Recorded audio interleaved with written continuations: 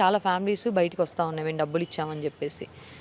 మంగ్లీ పాత్ర ఏమన్నా ఉందంటారు అసలు దీనిలో మీ ఒపీనియన్?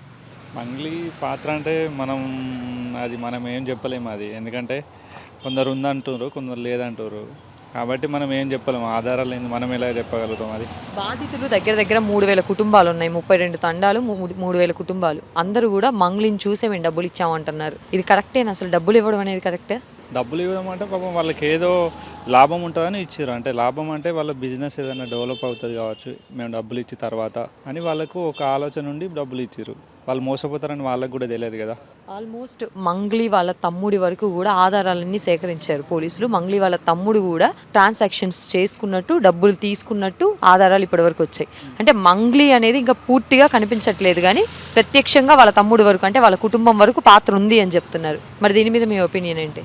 అంటే నేను చూసిన ప్రకారం మరి ఉంది కావచ్చు అని నేను అనుకుంటున్నాను. మరి ఎవరైతే ఉన్నారో బాధితులు వాళ్ళకు న్యాయం జరిగితే బాగుంటుందని నా ఆలోచన. ఎందుకంటే అది ఆధారాలు దొరికినాయని చాలామంది అంటుండ్రు, కానీ మనకు తెలియదు కదా. అంటే న్యూస్లో చూస్తున్నాం, ఒకవేళ ఇన్వెస్టిగేషన్ చేస్తారు కదా ఇప్పుడు, తర్వాత ఓకే అని తెలిసిన తర్వాత ఓకే అంటే అప్పుడు మనం ఏమైనా మాట్లాడవచ్చు.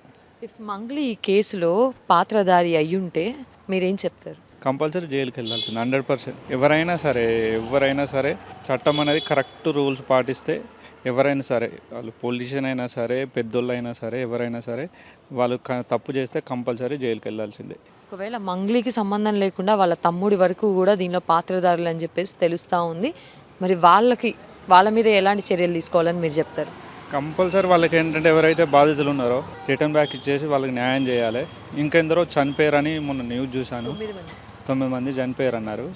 కాబట్టి వీళ్ళకి ఏం చేస్తారు, 100% మనీ రిటర్న్ బ్యాక్ ఇచ్చేయాలి. మళ్ళీ మంగ్లీ కూడా ఇప్పుడు కనబడతలేదని అంటున్నారు కదా, ఆమెను కూడా ఎక్కడుందో తీసుకొచ్చి ఆమెను కూడా జైల్లో వేయాల్సిందిగా చెప్తున్నారు.